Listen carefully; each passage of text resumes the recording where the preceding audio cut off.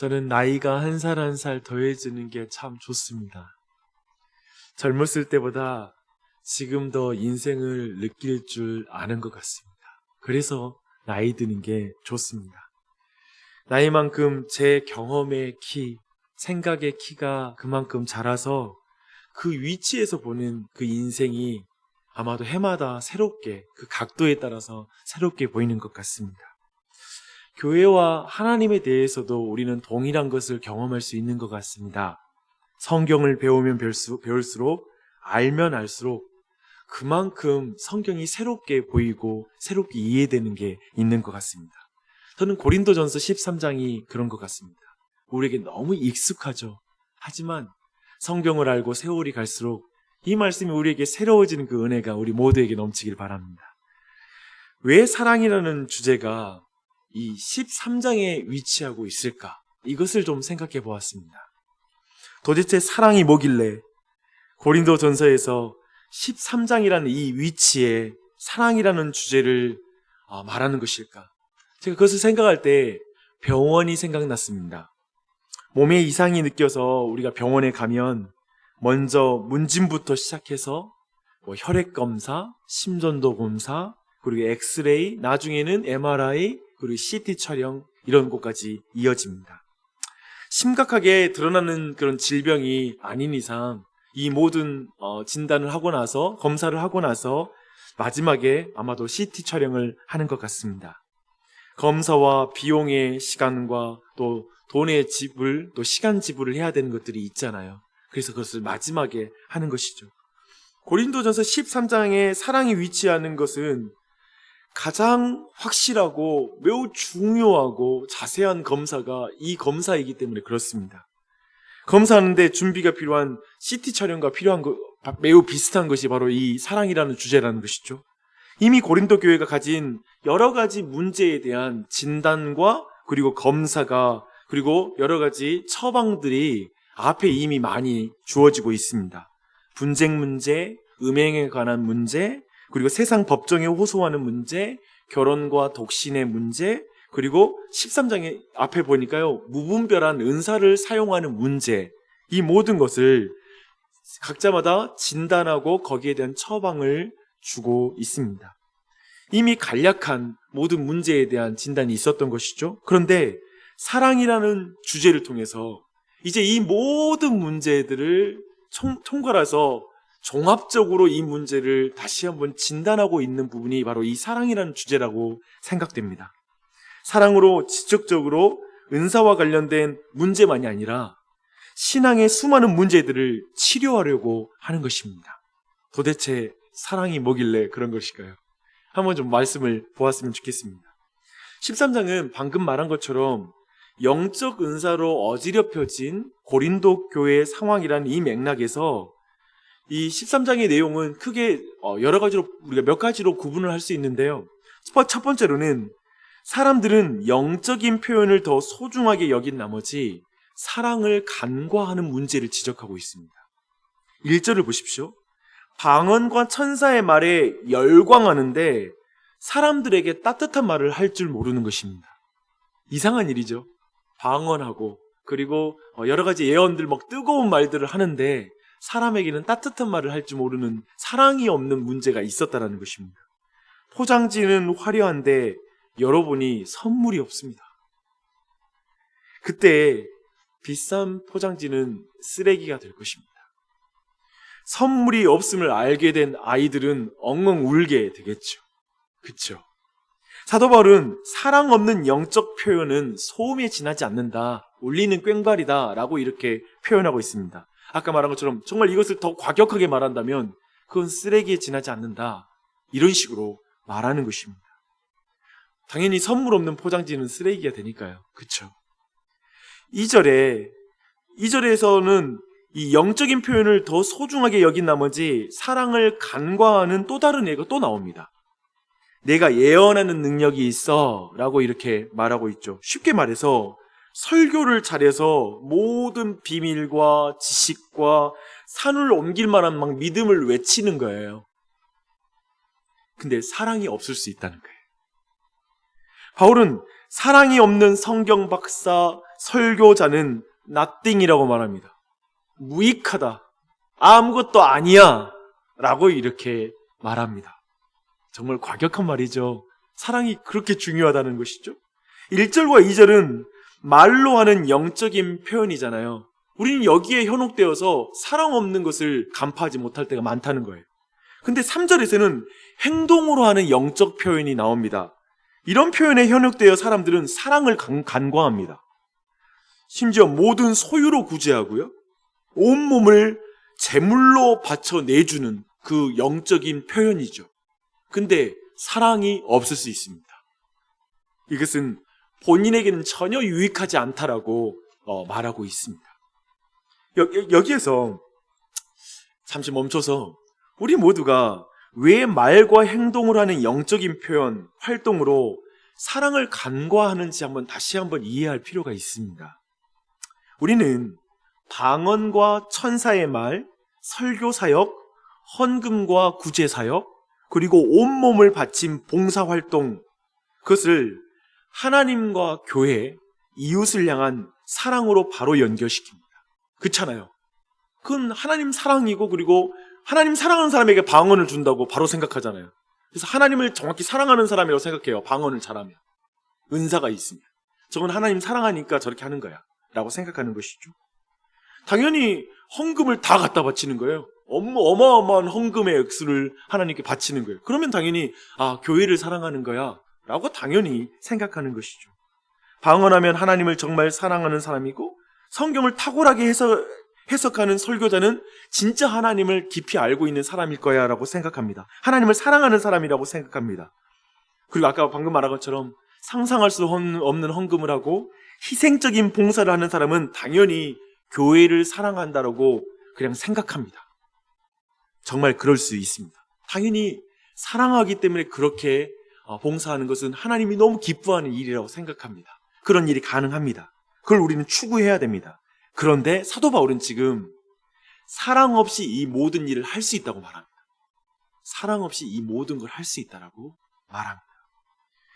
고린도전서 13장이 우리 모두를 당혹스럽게 만드는 것은 이 지점입니다. 너무 우리를 당혹스럽게 만들어요. 이 당혹스러움은 누군가에게는 자신의 신앙생활 전체를 부정당하는 느낌을 만들게 하는 그런 말씀이 되겠죠. 또 누군가에게는 스스로를 겸손하게 만들어서 정말 내가 사랑이 없이 이 모든 걸 했구나라는 마음을 가지고 바르게 신앙생활을 추구하게 되는 말씀으로 이 13장의 말씀은 역할하게 될 것입니다. 저는 후자가 되기를 축원합니다. 그렇다면 사랑에 근거한 방언, 설교, 헌금, 봉사인지 그렇지 않은지를 어떻게 분별할 수 있을까요? 4절부터 사랑 없는 신앙생활, 그리고 사랑이 있는 신앙생활에 대한 진단 키트가 여기에 나옵니다. 사랑이 없으면서 신앙생활을 하면 참지를 못합니다. 방언하지 못하는 사람을 참지를 못해요. 방언하는 사람은. 그리고 성경적인 지식이 많은 사람은 성경적인 지식이 부족한 사람을 참지를 못합니다. 그리고 헌금을 많이 하는 사람은 헌금을 하지 않는 사람들을 향해서 참을 수가 없습니다. 또한 봉사를 열심히 하는 사람들은 봉사할 줄 모르는 사람들을 보면 참지를 못합니다. 분노가 치밀어 오릅니다. 그래서 교회 봉사를 하면서 누군가를 미워하면서 하게 됩니다. 왜 사람들은 이렇게 안 할까? 하고 말입니다. 기본적으로 사랑이 없을 때 매우 공격적이고 전투적인 태도로 사람들을 대합니다. 그래서 기본적으로 사람들이 그 사람에게 느끼는 건 뭐냐면 분명 기도도 많이 하고 교회 봉사도 많이 하고 은사도 많다고 하는데 사람들은 그 사람 가까이에 가기 싫어집니다. 왜냐하면 너무 차갑고 괜히 그 사람에게 판단받는 것 같은 느낌이 들기 때문에 가까이 다가가지를 못합니다. 기본적으로 사랑이 없는 사람들은 끊임없이 자신과 타인을 비교하는 행동과 말을 하게 됩니다. 그래서 비교해서 자신보다 좀 더 잘한 것 같으면 시기를 하게 되고요. 자신보다 못하는 것 같은 사람들 앞에서는 자신을 자랑하고 교만한 그런 모습을 보이기 시작합니다. 그래서 약자를 향해, 믿음이 약한 자를 향해 지독하게 무례한 행동을 서슴지 않습니다. 이렇게 사랑이 없다라는 것은 근본적으로 자기 중심적이라는 말이기 때문에 자기 유익을 구하는 방식으로 끊임없이 신앙생활하고 자신을 알아달라는 식으로 모든 신앙생활과 모든 표현들이 형성이 됩니다. 그렇다면 사랑이 있다면 어떨까요? 이 말은 정말 약자를 향해, 믿음이 약한 사람들을 향해, 자신과 견해가 다른 사람을 향해, 성향과 기질이 다른 사람을 향해 사랑이 있는 사람들은 성내지를 않습니다. 악한 생각을 하지 않아요. 기본적으로 그 사람들을 부정적으로 악하게 그 사람의 생각들을 해석하지 않아요. 모든 것을 참으며, 모든 것을 믿으며, 모든 것을 바라며, 모든 것을 견딘다. 사랑이 있는 사람은 이렇게 진단 키트를 우리에게 13장은 우리에게 소개해 주고 있습니다. 고린도전서 13장의 사랑 진단 키트를 통해 여러분 안에 사랑 면역력이 얼마나 있는지를 한번 진단해 보십시오.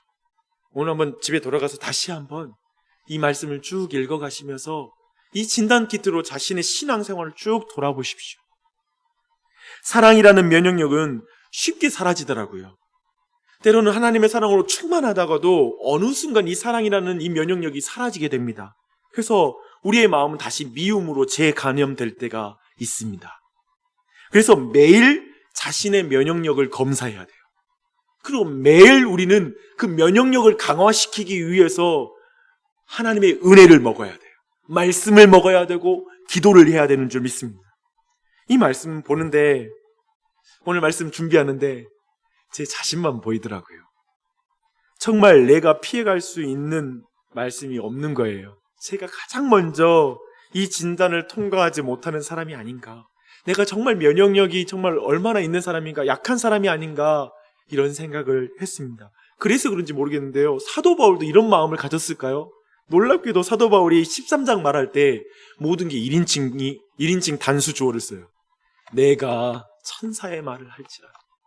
그러니까 철저하게 다른 사람과 비교해서 야 너희들 사랑 없어라는 말 이런 식으로 표현한 게 아니라 내가 그래, 내가 라는 식으로 자신을 돌아보는 진단 키트로 사용하고 있습니다. 저에게 너무 와닿는 것은 영적인 표현 때문에 나는 자주 하나님과 교회를 사랑하고 있다고 스스로 생각한다라는 것입니다.